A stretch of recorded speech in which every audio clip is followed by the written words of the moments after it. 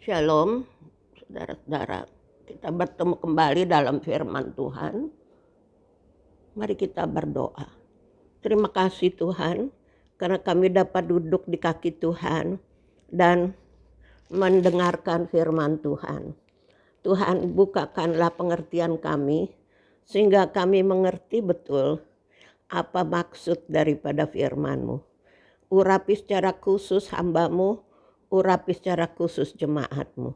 Dalam nama Yesus, haleluya, amin. Saudara-saudara, kita akan pelajari yaitu tentang surat kepada Timotius. Saudaraku, Timotius dalam bahasa Yunani adalah Timoteos, yang artinya memuliakan Tuhan. Dia lahir dari keluarga Yahudi, ibunya dan ayahnya Yunani. Dan ibunya Eunike juga Yahudi. Dan neneknya Lois juga Yahudi. Sehingga dia memiliki dasar-dasar yang kokoh tentang firman Tuhan. Nah, pada waktu dia berusia 15 tahun, dia ikut Paulus. Waktu Paulus di Listra, dia ikut Paulus. Dan itu dia berumur 15 tahun. Dan kemudian pada waktu Paulus menulis surat yang pertama, Timotius itu sudah berumur 33 tahun. Dia sangat muda, tetapi tanggung jawabnya besar. Dia bergerak di dalam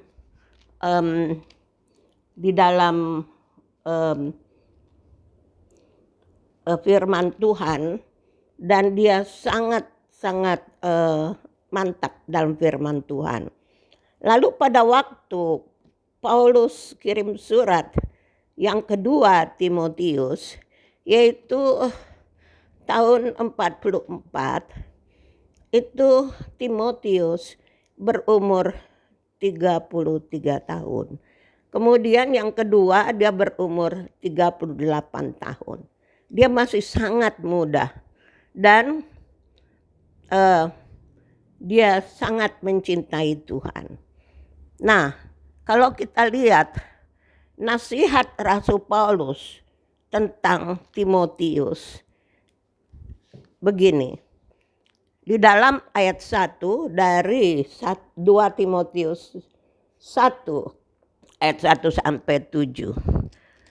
Sebab itu hai anakku, jadilah kuat oleh kasih karunia dalam Kristus Yesus.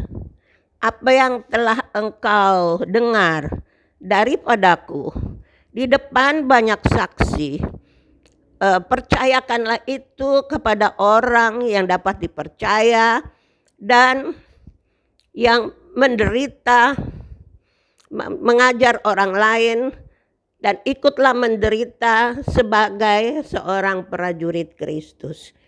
Nah, saudaraku, ini dikatakan bahwa dunia ini semakin jahat. Dunia ini pada masa-masa ini semakin kacau dan tidak menentu. Itu sebabnya perlu ada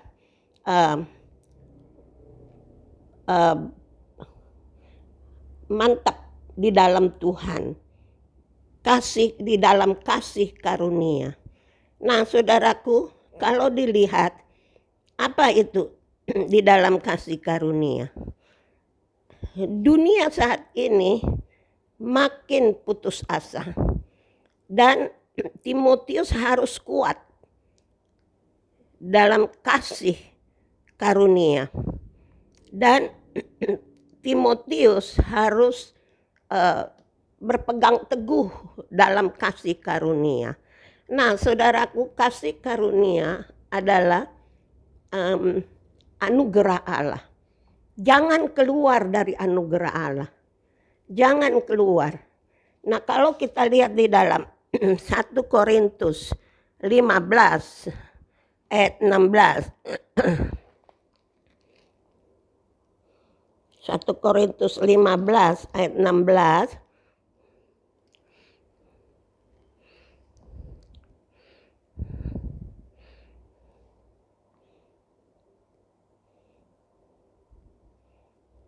Sebab jika benar orang mati tidak dibangkitkan, maka Kristus juga tidak dibangkitkan. Dan jika Kristus tidak dibangkitkan, maka sia-sialah kepercayaan kamu, dan kamu masih hidup di dalam dosamu. Nah, saudaraku, kalau kita lihat itu Paulus oleh kasih karunia Allah, dulu dia seteru dari Allah, dulu dia penganiaya jemaat, dulu dia melawan Allah, tetapi sekarang dia justru ada di dalam kasih karunia. Nah, saudaraku, kalau kita lihat cara hidup yang benar sesuai dengan kasih karunia, kita harus sadar bahwa kasih karunia bukan kasih karunia kalau itu berharga. Saudaraku, kasih karunia itu sangat berharga karena Tuhan mengangkat kita menjadi milik kepunyaannya. Itulah kasih karunia. Nah, saudaraku, yang kedua dikatakan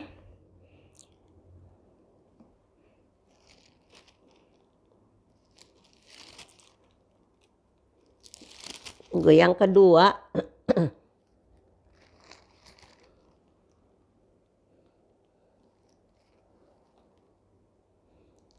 Dua Timotius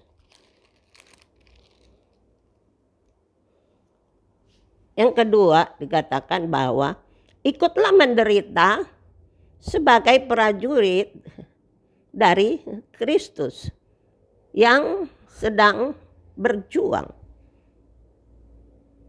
tidak mementingkan kehidupannya, supaya dengan demikian ia berkenan kepada komandannya. Saudaraku, jadi tidak mementingkan lain kecuali menyenangkan komandan. Saudaraku, itu yang kedua. Dan kalau kita lihat, banyak orang yang dikatakan bahwa apa yang engkau dengar daripadaku, sampaikanlah kepada orang yang dapat dipercaya, yang akan menyampaikan kepada orang lain. Nah, saudaraku, yang cakap mengajar. Nah, Tuhan mau melibatkan kita dalam pekerjaannya yang agung dan mulia. Sebab itu biar kita siap-siap, kita harus dipakai Tuhan. Untuk apa kita hidup di dunia ini kalau bukan untuk Tuhan? Nah, yang ketiga, ikutlah menderita seorang olahragawan hanya dapat memperoleh mahkota sebagai juara apabila ia bertanding menurut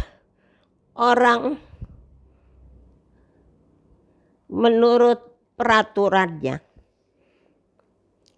Nah, saudaraku, ada peraturan. Kita harus ikut peraturan, bertanding mengikuti peraturan. Dan Dan kemudian kita itu harus menderita sebagai prajurit yang baik. Saudaraku, di dalam ayat yang kelima dikatakan,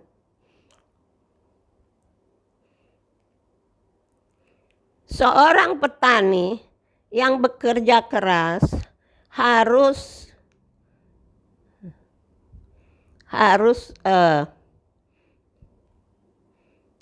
menikmati hasil. Perhatikan apa yang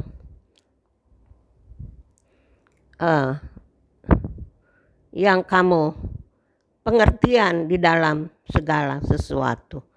Saudaraku, yang terakhir adalah bahwa olahragawan itu bertanding menurut aturan. Orang yang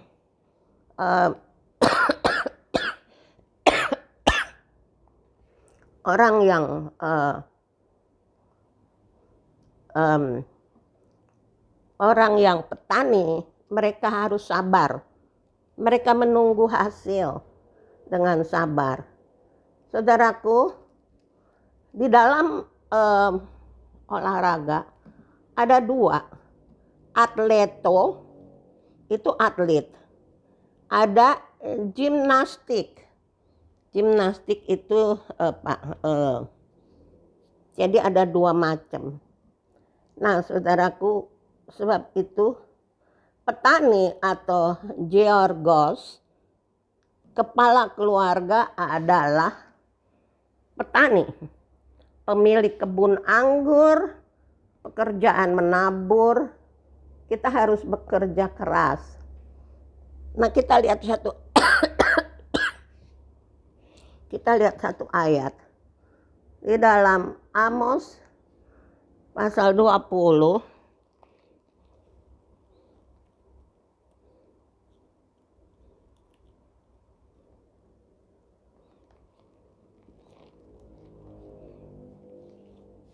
Amos 20 ayat 4. Pada musim dingin, si pemalas tidak membajak. Jikalau ia mencari pada musim menuai, maka tidak ada apa-apa. Nah, saudaraku, orang pemalas, mereka tidak akan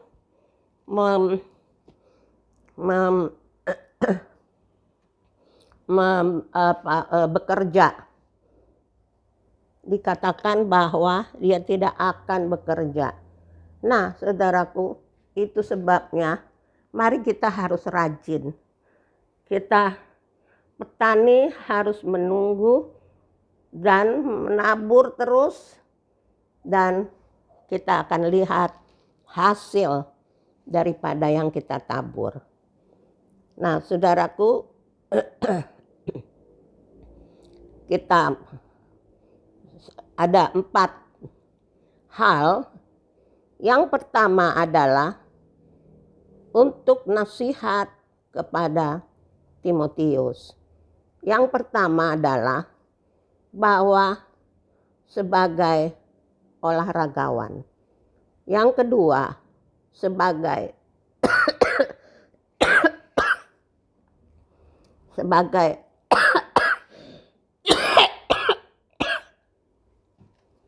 yang kedua sebagai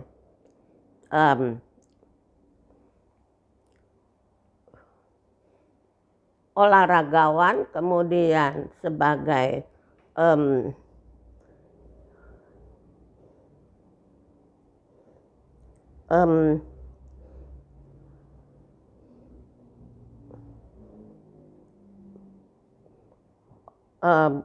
di dalam kita belajar, kita harus semangat. Sebab itu mari kita hanya belajar daripada Tuhan. Mari kita berdoa.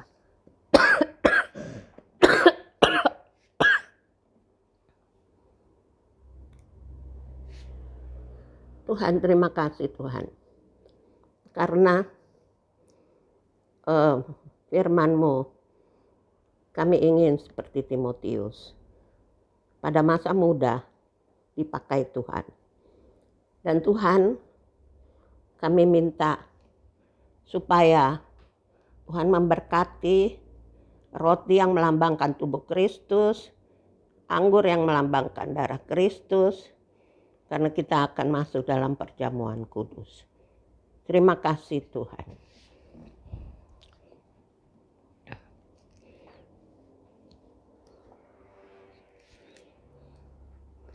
Mari kita angkat roti yang melambangkan tubuh Kristus.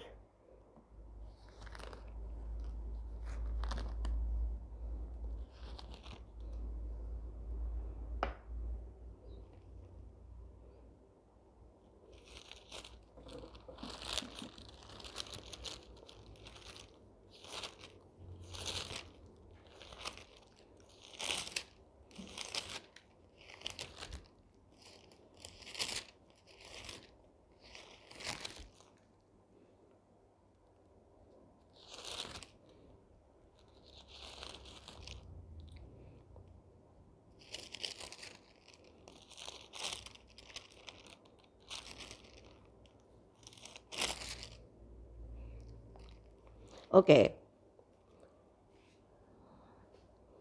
Kita angkat roti yang melambangkan tubuh Kristus ini tinggi-tinggi. Dan kita minta Tuhan memberkati. Tuhan memberkati roti yang melambangkan tubuh Kristus. Dan juga anggur yang melambangkan darah Kristus. Tuhan, kami mau ambil bagian di dalam tubuh dan darah Tuhan. Berkati Tuhan. Dalam nama Yesus.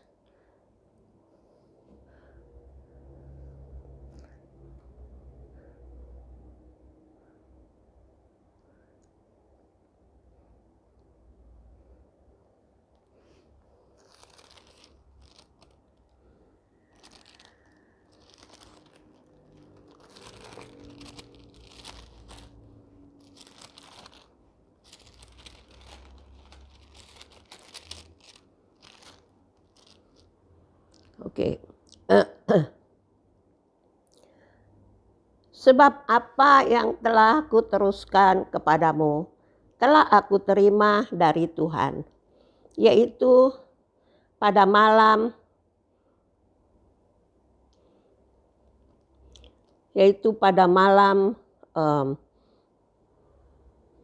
bahwa Tuhan Yesus pada malam waktu ia diserahkan, ia mengambil roti dan sesudah itu ia mengucap syukur atasnya dan ia memecah-mecahkannya dan berkata, inilah tubuhku yang diserahkan bagi kamu. Perbuatlah ini menjadi peringatan akan daku. Kita makan bersama dalam nama Yesus.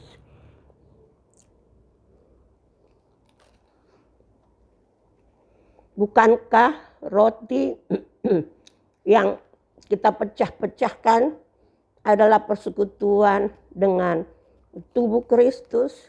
Amin. Sekarang kita angkat cawan ini tinggi-tinggi.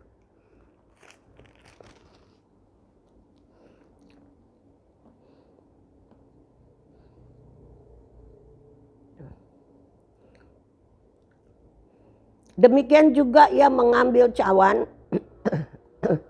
sesudah makan, lalu berkata, cawan ini adalah perjanjian baru yang dimeteraikan oleh darahku. Perbuatlah ini setiap kali kamu meminumnya, menjadi peringatan akan daku.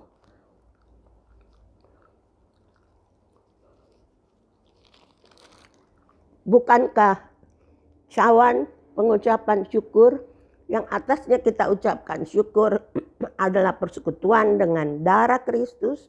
Amin. Kita minum bersama dalam nama Yesus.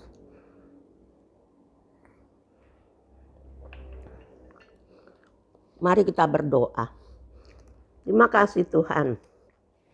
Kami hanya serahkan semuanya ke dalam tangan Tuhan. Hidup kami Tuhan, kami serahkan dalam tangan Tuhan. Biar Tuhan Engkau beracara dengan hidup kami. Supaya benar-benar kami dapat belajar dari Timotius yang muda. Bahwa dia begitu mudah, tetapi dia sangat mantap di dalam beriman kepada Tuhan. Terima kasih ya Tuhan. Kami serahkan semua ke dalam tangan Tuhan. Haleluya. Amin.